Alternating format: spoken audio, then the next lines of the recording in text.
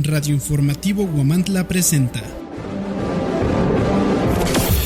Salud Dental con el cirujano dentista Manuel Neblina Ramos. Escúchanos en www.huamantla.org, en Twitter @Huamantla y en Facebook Huamantla Impreso, la radio hablada de Huamantla.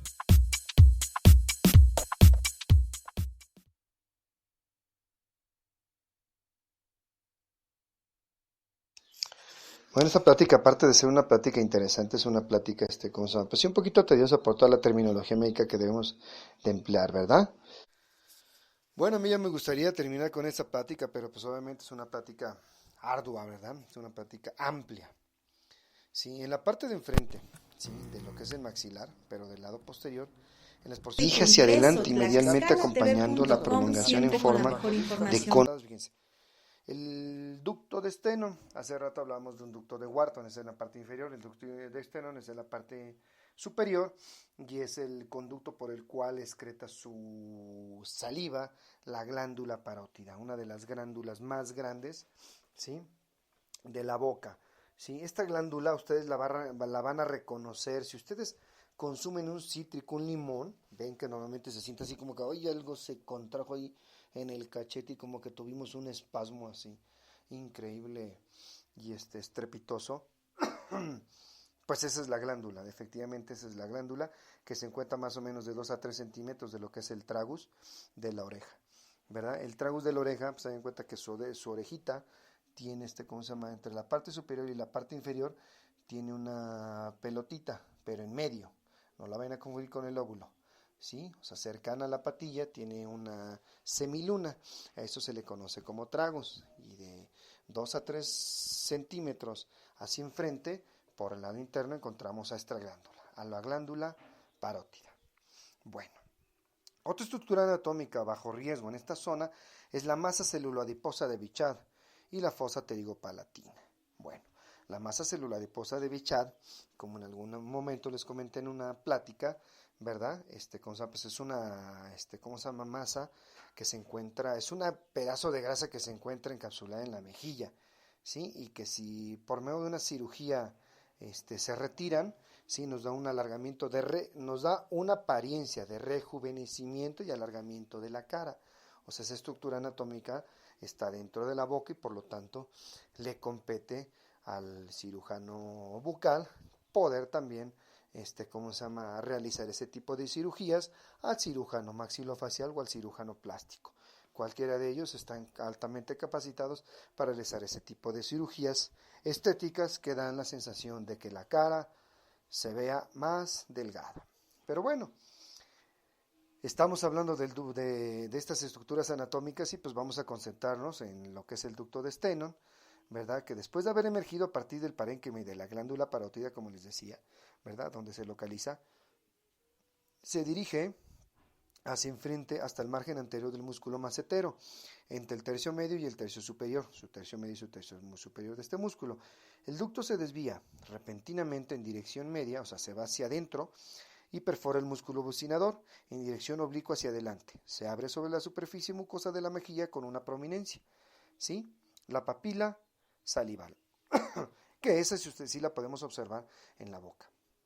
Sí, se encuentra en la zona de la línea albo de la mordida de la mejilla, ¿verdad? Situada exactamente a la altura del cuello del segundo molar superior. A través de esta apertura es posible practicar a veces el cateterismo del ducto, porque a veces se oblitera, se obstruye. Todas las maniobras quirúrgicas realizadas en esta proximidad de esta estructura pueden determinar el cierre del ducto y ocasionar un dolor terrible, un edema, una inflamación impresionante en el paciente, como resultado del fenómeno cicatrizal. Por lo tanto, es importante que no la suturen, que tengamos cuidado de dónde se localiza y como consecuencia, pues evitar el sufrimiento de la glándula parótida, ¿verdad? Bueno, ahora sí vamos a darle un poquito más de énfasis aquí a la bola celuloadiposa. Bola de Bichat, masa celuloadiposa de Bichat, o como quieran nombrarle, ¿sí? Son dos masas de grasa encapsuladas situadas en la región de la mejilla, una del lado derecho, otra del lado izquierdo, ¿verdad? Las cuales llenan el espacio limitado entre el músculo macetero, el tendón del temporal, el pterigoideo medial posteriormente y el músculo bucinador, y su fascia medialmente. interiormente por el músculo parotidio y su delgada fascia que envuelve a dicho conducto. Entonces ya les acabo de decir exactamente dónde se localiza, ¿verdad? Cada una tiene un volumen aproximadamente de 10 centímetros cuadrados y un peso de 9 gramos. A pesar de su pequeño tamaño, la bola o masa celulosa de Bichat tiene una gran importancia en cirugía estética, así se los comenté, porque contribuirá a conformar el espacio de la región media e inferior de la cara, ¿verdad? O sea, los cachetitos, proporcionando un aspecto natural en tonicidad, forma, cuerpo a las mejillas, sobre todo durante la infancia.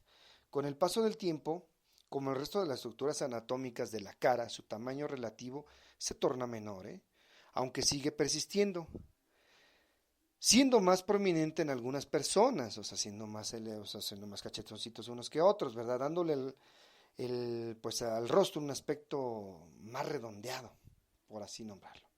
Es importantísimo, no confundir la bola celuloadiposa de Bichat con la masa de grasa que se encuentra en el malar, que está situada también en el área de la mejilla, pero más superficialmente, justo por debajo de la piel. Así es, ahí es donde está.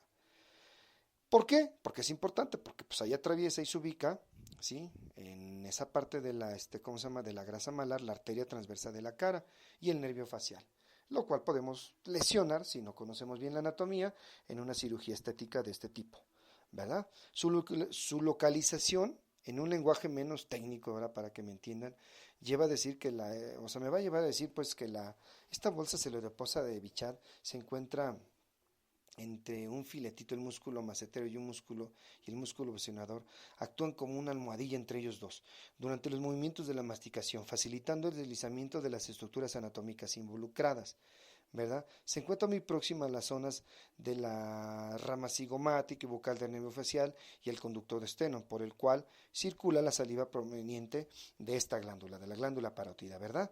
Esta está formada por un cuerpo principal y tiene 4 extensiones, eso sí ya es un término médico, pero bueno, tiene una porción bucal, pterigoidea, temporal superficial y temporal profunda, ¿verdad? Como dato, sí, como cultura general y como dato, ¿verdad? Entonces, tiene 4 extensiones, ¿sale? ¿Vale? Y pues obviamente nosotros en la parte intraoral vamos a encontrar la más grande, que es la bucal, ¿sí? Y pues ahí es donde podemos herniarla, estirparla y generar un aspecto agradable, ¿sí?, alargado y de rejuvenecimiento a la cara de cualquier tipo de paciente, no nomás los pacientes féminos, también los pacientes masculinos hacen ese tipo de cirugía y es una cirugía altamente estética. Pero bueno, voy a seguir con esto de la cuestión de las estructuras anatómicas importantes en la cavidad oral porque pues ya en algún momento les platiqué de lo que es la cirugía, la bichectomía, ¿verdad? Y no es el motivo de la plática en esta ocasión, la bichectomía. Sí, otra estructura anatómica importante en lo que es la parte posterior del maxilar es la fosa pterigopalatina. Es un espacio comprendido entre la tuberosidad del hueso maxilar hacia adelante y la cara anterior del proceso pterigoideo hacia atrás. Tiene la forma de una pirámide con ápice inferior cuyas paredes son, fíjense, tiene una anterior, tiene una posterior, tiene una lateral, ¿verdad? Y pues hay que saber dónde se encuentra esta, ¿verdad? Pero bueno, gente linda y bonita del área informativa Huamantla, pues lamentablemente se nos acabó el tiempo. Le digo que la plática es ardua, es extensa, ¿verdad? Sobre anatomía, sobre estructuras anatómicas importantes dentro de la cavidad oral. Pues sí, nos quedamos en la bola de Bichat. Vamos a continuar con esa, ¿cómo se llama? Fosa pterigopalatina, que tiene estructuras importantísimas que comentar, ¿verdad? Y ¿cómo se llama? Y que tratar, y ¿cómo se llama? Y pues nos vemos, nos escuchamos la próxima semana, ¿sí? Aquí en su programa Salud Bucal, ¿sí? En su casa amiga Radio Informativo Huamantla, ¿sale? ¿Vale? Servidor y amigo cirujano dentista Manuel Neblina Ramos. Cualquier duda o aclaración en el 247-11-011-40. Saludos, gente. Saludos, producción. Muy bonita tarde a todos. Si quieres decorar interiores y exteriores con material de la más alta calidad y el mejor precio en el mercado, Sejofra te ofrece perfiles para paneles de yeso y pastas texturizadas, panel rey, permabase, tabla roca, herramientas, placa y renta de andamios o torres. Visítanos en calle Allende Norte, número 607, en el centro de Huamantla, Tlaxcala, a un costado del Che. Pide informes al 247-47-20893. Cejofra, fabricantes de perfiles para paneles de yeso y pastas texturizadas. Bueno, de regreso. Pues miren, les platicaba antes de ir al corte que habíamos estado hablando de un serial de la cuestión anatómica de la boca, pero más bien no como una clase de anatomía, sino como tener en cuenta, por cultura general, pues las estructuras anatómicas más importantes que pasan en la boca y que debemos de cuidar, conservar nosotros los odontólogos y ustedes gente pues por cultura general, pues tener este conocimiento, ¿no? De vez en cuando, pues, es bonito agarrar y poner el audio de esta plática y pues escuchar y darse una empapadita de las grandes estructuras anatómicas importantes que debemos de tomar en cuenta los que dedicamos a la cirugía o los que hacemos hasta una simple extracción, ¿verdad? Para no lastimar a nuestros pacientes, ¿verdad? Entonces, les hablé de la plática anterior de la mandíbula, ahorita voy a hablarles del piso de la boca. El piso de la boca está constituido únicamente por tejidos blandos, ¿verdad? Y al carecer de referencias óseas, o sea, no hay estructuras anatómicas óseas en él, sí a los lados, pero no en él, desde el punto de vista quirúrgico, el piso de la boca representa una de las regiones más delicadas en la boca, en la cavidad oral. Así es, gente. Esta zona está muy ricamente vascularizada y una intervención quirúrgica ciegas en esta zona es peligrosísima, sobre todo en la zona anterior del piso de la boca y sobre lo que es la parte anterior, la cara ventral de la lengua. Ustedes alzan su lengua y esa zona que se ve, nosotros la zona, así le llamamos la zona ventral o el vientre de la lengua, ¿verdad? Ahí, la mucosa la mucosita, o sea, la pielecita que recubre, ¿sí? A esa parte ventral o ese vientre de la lengua es muy delgada, ¿sí? Y es posible apreciar debajo de esta las arterias y venas raninas, que son ramas terminales de la arteria y vena sublingual. Inmediatamente, ¿sí? Lateral a esta zona hay un hay un pellejito, ¿sí? Médicamente nosotros lo conocemos como frenillo lingual, ¿sí? En ese se encuentra un conductito, la carúncula sublingual se llama, es un conductito por el cual desemboca, ¿sí? El ducto de Wharton, ¿sí? Que es el ducto excresor de la glándula submandibular, de varias glándulas que tenemos que ahorita se las voy a mencionar. ¿Salí, vale? Lateralmente y por detrás de cada carúncula se observan numerosos y pequeños orificios que corresponden a las desembocaduras de los conductos excretores también de la otra glándula, la glándula sublingual. Entre estos orificios y las arcadas dentarias, en el piso de la boca, si nosotros lo elevamos, lo diseccionamos, lo cortamos y lo elevamos, ¿sí? Pues ahí es donde se encuentra la zona de la glándula sublingual. La presión de esta desembocadura del ducto de Wharton debe localizarse a este nivel, para evitar una lesión, o una ligadura por medio de cuando estamos suturando, ¿no? Una ligadura de este conducto, de este ducto, que pues puede generarnos un problema, sobre todo en cirugía en frenilectomías, ¿verdad? Cuando algunos niñitos tienen parcial o totalmente anquilosada la lengua al piso de la boca, ¿qué significa eso? Son niños que a veces no pueden pronunciar ciertas palabras y la lengüita está muy pegada al piso de la boca, entonces nosotros, los que nos dedicamos a la cirugía, hacemos una cirugía conocida como frenilectomía, liberamos ese frenillo, esa inserción, ese pellejito y esa inserción mucosa, ¿verdad? Y pues logramos que con el apoyo de nuestros amigos los terapeutas en lenguaje, pues obviamente el niño pueda recuperar o pueda mejorar su fonación, su habla, ¿verdad? Entonces, la logia sublingual, por debajo de la mucosa del surco sublingual, se penetra en la cavidad que separa la base de la lengua de la cara interna de la mandíbula. Eso nosotros lo conocemos como logia sublingual, ¿sí? Tiene 4 partes, una superior formada por una mucosa oral, una inferior formada no, perdón, una antelolateral, bueno, sí hay una inferior, a ver, para que no los confunda, ¿no? Una superior formada por la mucosa oral, una inferior constituida por el músculo miloioideo que separa el piso de la boca de la región suprayoidea, una anterolateral formada por la porción de la cara interna del cuerpo mandibular que se sitúa arriba de la línea miloioidea, y una posteromedial que corresponde con el músculo hipogloso, músculos propios de la lengua. Ok. Y de ¿cómo se llama? Bueno, la logia sublingual, es que si me voy más allá a la zona faringeis, va a ser un relajo, nos vamos a concretar en la boquita. La logia sublingual se comunica ampliamente detrás del margen posterior del músculo miloioideo, así se llama, ¿no? Con la logia submandibular. Las estructuras anatómicas bajo riesgo, esto es lo importante, gente linda bonita. Hay estructuras anatómicas bajo riesgo en esa zona, que son, por ejemplo, la glándula sublingual, ¿sí? Y mandibular, el ducto de Wharton, el conducto de Wharton, el nervio lingual también está ahí presente, la arteria miloioidea, ramas de la lingual profunda y la arteria sublingual, ¿verdad? Entonces, les voy a hablar de esas glándulas, ¿no? Porque es importante, no sé, esas glándulas, qué función tienen.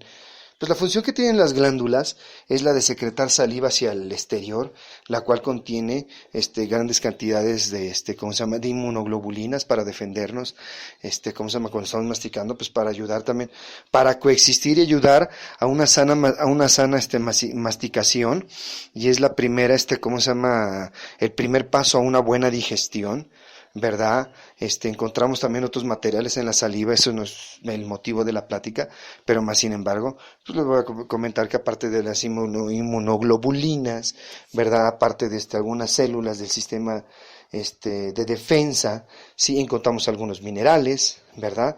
Que nos ayudan a agradar ciertos tipos de alimentos, y todas unas enzimas. Encontramos enzimas que también nos ayudan a eso. Sí, recuerden el dicho ese que nos enseñaron en biología en la preparatoria, que todas las enzimas son proteínas, pero no todas las proteínas son enzimas, ¿ok? Pero sí encontramos enzimas, por lo tanto encontramos proteínas dentro de ese fluido viscoso transparente que es la saliva.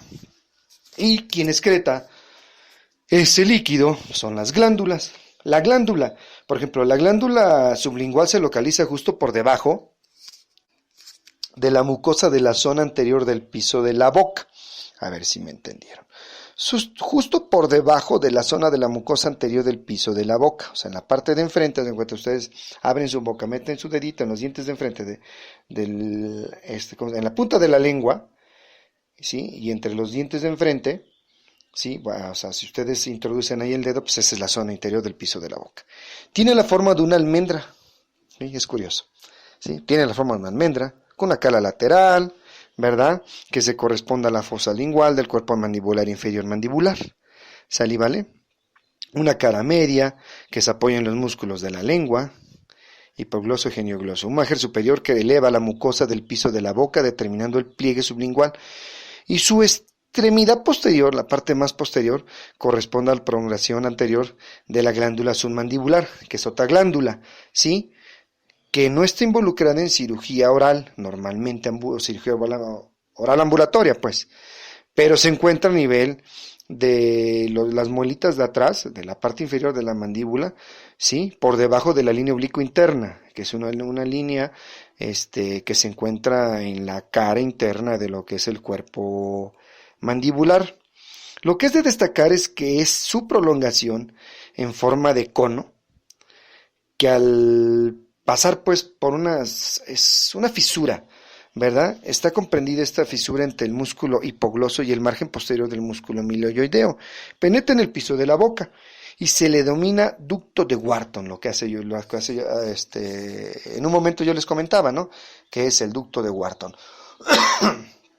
Perdón.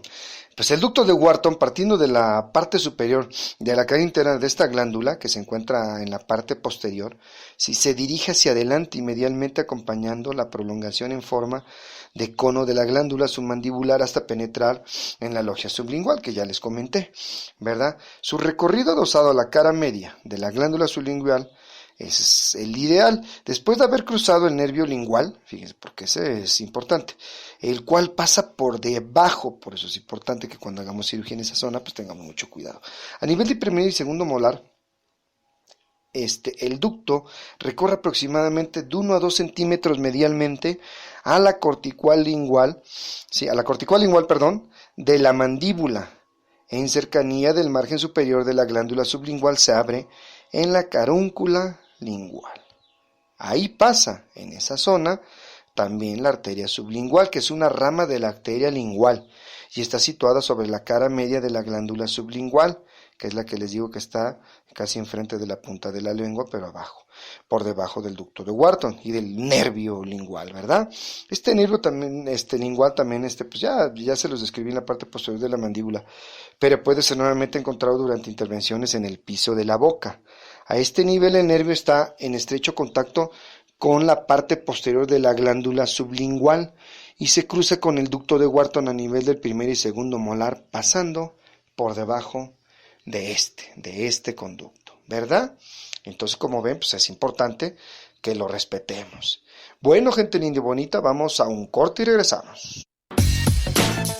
San Fidel Cerrajerías, con 25 años de experiencia en el mercado, le ofrece programación de llaves con chip, apertura de cerraduras residenciales y automotrices, duplicados residenciales y convencionales, con chip o electrónicos. Visítanos en nuestras diferentes sucursales, Allende Norte número 521 y Morelos Poniente número 221 sucursal matriz en Huamantla, Tlaxcala. También nos encontramos en Rafael Grajales, Puebla, en calle 4 Norte número 1C, porque somos profesionales. Por su seguridad, San Fidel Cerrajerías.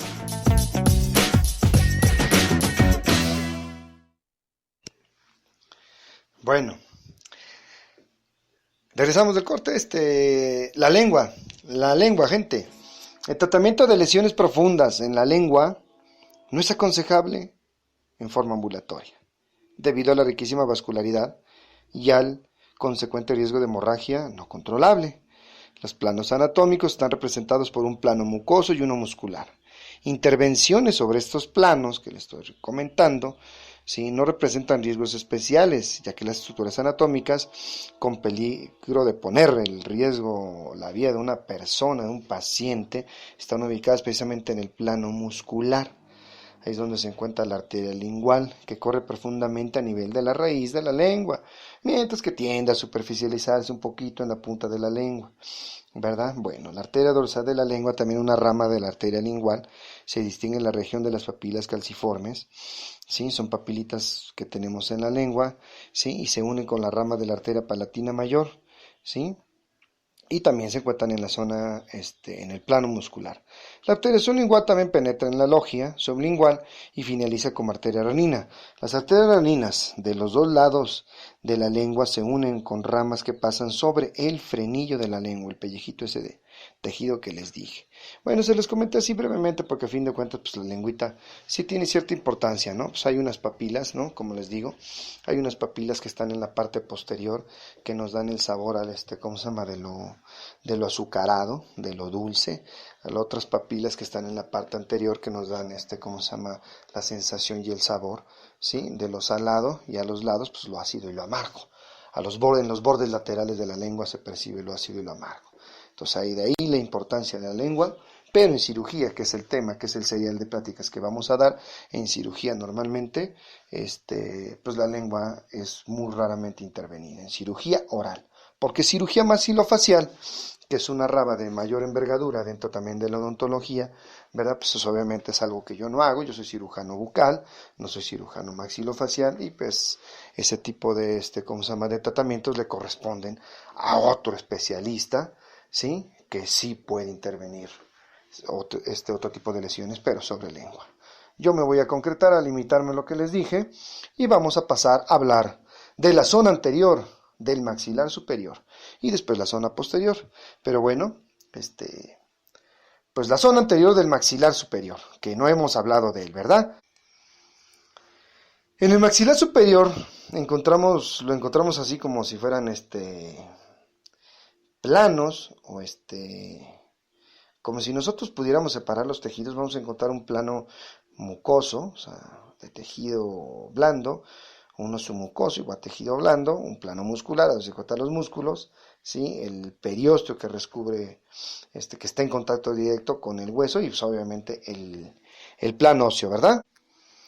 Pero de todos estos el plano óseo es importante, les voy a platicar por qué.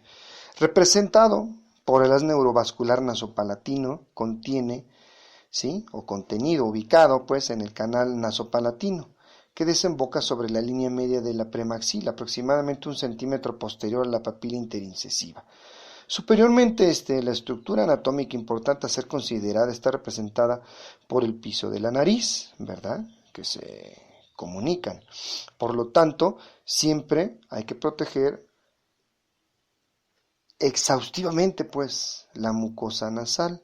En caso de una fuerte atrofia del maxilar, el haz neurovascular nasopalatino lo podemos encontrar en más anteriormente o muy cercano, ¿verdad? Entonces, pues a nuestra vista. Entonces, como saben, hay que tener mucho cuidado y a la hora de que hagamos cirugía en pacientes ya senectos. Sí, otra parte, sí, muy importante en cirugía bucal, por ejemplo, es la vertiente, la parte anterior del maxilar, la vertiente vestibular, así la conocemos anatómicamente los médicos que nos dedicamos a la cirugía oral. Esta región comprende, ¿sí? Esta región que está comprendida entre canino y canino, ¿sí? Donde no hay estructuras anatómicas relevantes, pero en los tejidos blandos, en la profundidad de esa parte, ¿sí? Hay una rica vascularización, ¿sí? De esos tejidos. Por lo tanto, una disección subperióstica reduce notablemente el riesgo de hemorragias y previene de lesiones de terminaciones nerviosas anteriores del nervio infraorbitario, ¿verdad? En las porciones más craneanas de la zona anterior del maxilar superior, la estructura de mayor riesgo está representada por el haz neurovascular infraorbitario, que corre en el canal infraorbitario, el nervio infraorbitario, antes de emerger a partir del agujero homónimo, ¿sí? Su agujero infraorbitario, ¿verdad? Se ubica por debajo del arco orbitario inferior, o sea, de la órbita. Suministra las 3 ramas alveolares superiores, que una se va hacia la parte de enfrente, de en medio, y la posterior, ¿sí? Ramas alveolares superiores, posterior, media y anterior, que inervan, que le dan sensibilidad a los órganos dentarios superiores y a la superficie externa de las encías de los maxilares. Con su componente extracraneal, suministra también ramas sensitivas a la mejilla y a la piel de la epiamadre nasal homolateral. Pues muy bien, como ven, zonas anatómicas importantes que tenemos que tomar en cuenta en esta zona. Así rápidamente y breve se los describí. Bueno, la zona posterior del maxilar inferior, ¿verdad? La estructura anatómica bajo riesgo, sí, muy importante en esta zona, está representada por el seno maxilar, el antro de Widmer. Es el más amplio de los senos paranasales. Es un seno paranasal recubierto por mucosa respiratoria dentro de él. Y presenta una gran variabilidad entre cada persona, ¿verdad? Sus dimensiones y relaciones con las estructuras anatómicas adyacentes están además relacionadas con la edad y a la presencia o ausencia de órganos dentarios, sí, a ese nivel. Está recubierto, como les decía, en su interior por una delgada mucosa respiratoria que está en continuidad en el lado medio, fíjense, o sea, su parte media con la cavidad nasal. O sea, a veces en extracciones sencillas se puede perforar esa membrana, la membrana de Snyder, esa membrana de mucosa respiratoria y pues ocasionar un problema serio, pero un problema de sinusitis o rinitis que necesite de una cirugía, que convierta de una cirugía ambulatoria o una extracción simple a una cirugía en quirófano. Entonces, por eso es importante que yo se los comente, ¿no? Para que pues obviamente ustedes tengan el conocimiento, gente, de que pues su médico le tiene que avisar qué riesgos hay en cualquier tipo de tratamiento dental y y que sea un especialista que siempre les atienda, como nosotros cirujano bucal, por si nosotros en alguna toma de radiografía observamos estructura anatómica importante muy cercana, pues sepamos resolver en el momento, ¿sí? Y no tengamos que realizar un segundo acto quirúrgico, ¿verdad? Se puede resolver en el momento si es que está en riesgo de perforarse esa membrana respiratoria, la membrana de Snyder, ¿verdad? Del antro de Widmer o seno maxilar. Entonces, A partir de las reducidas dimensiones presentes durante el nacimiento, donde se presenta bajo la forma de una pequeña célula neumatizada por debajo del piso de la órbita y lateralmente a la cavidad nasal, con el paso del tiempo, fíjense que este antodibismo sufre durante toda la vida un proceso de progresiva expansión, o sea, crece, ¿verdad? Tiende a desarrollarse hacia abajo, ¿verdad? En dirección de lo que son los órganos dentarios. Después de la pérdida de los órganos dentarios, de las piezas de premolares y molares, ¿sí? En un estudio gráfico preoperatorio es por lo tanto fundamental, ¿sí? Que nos demos cuenta, ¿sí? Que en el caso de intervenciones de esta área, como les decía, ¿sí? Pues hay que detectarla para minimizar el riesgo de violación accidental de la integridad del seno. Si así tuviera que hacerse, pues definitivamente hay que tomar precauciones para colocar membranas, una membranita de teflón, para colocar un injertito de hueso, o para hacer algún otro tipo de cirugía, como puede ser hay una cirugía que es sobre cresta, ¿verdad? Sobre tejido óseo, en el cual se hace un pequeño, un pequeño corte en lo que es la cresta de las paredes del hueso.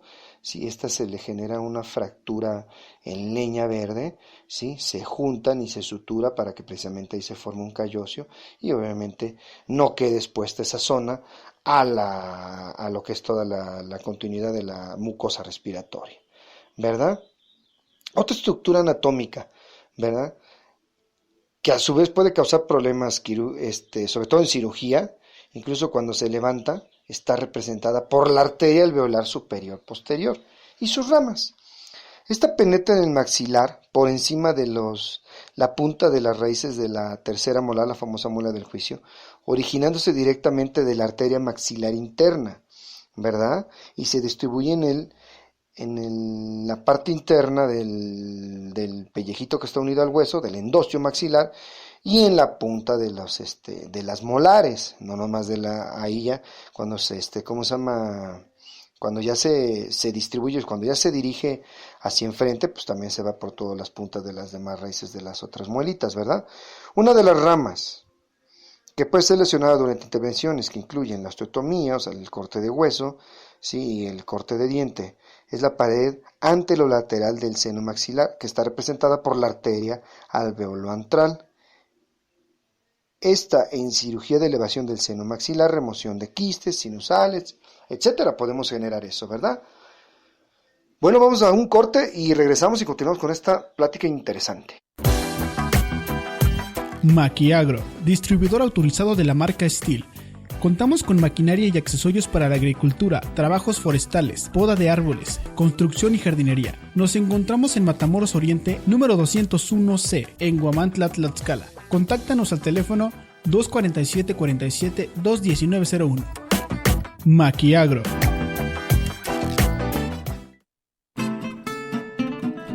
Taller de tareas, tus peques están en buenas manos, con atención personalizada y profesional. Visítanos en Hidalgo Poniente, número 301, Colonia Centro, en Huamantla, Tlaxcala. Ofrecemos terapia de lenguaje, regularización a niños de todas las edades. Además, atendemos problemas de conducta, niños con déficit de atención e hiperactivos, niños con autismo, enseñanza en áreas como matemáticas y en lectoescritura. Pide informes al número 247-101-5936 o al 472-4474. Taller de tareas.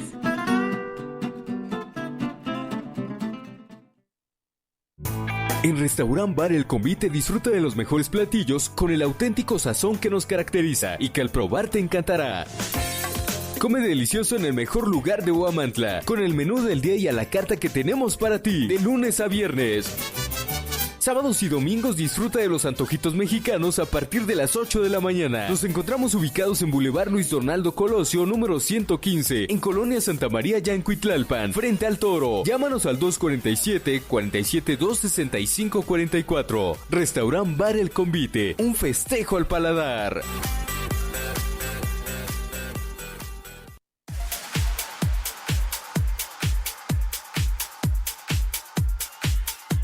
Toda una experiencia en arreglos florales para bodas, 15 años, eventos especiales y más. Florerías Caridad. Atención personal por Esteban Camarillo Muñoz. Más de 20 años nos respaldan porque somos los mejores.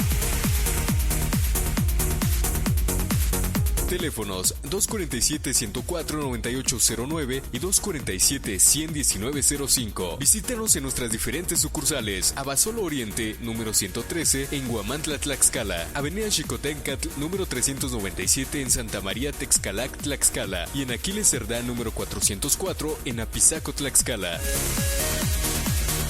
Ya lo sabes, Florerías Caridad, porque somos los mejores.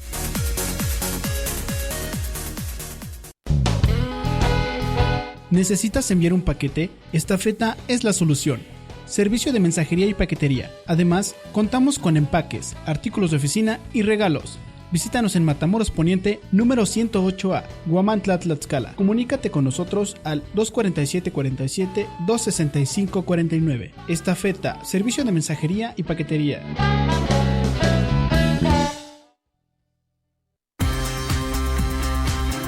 Materiales Coloniales de Huamantla, construyendo más que ideas, para remodelar, construir o renovar, para ese proyecto tan especial.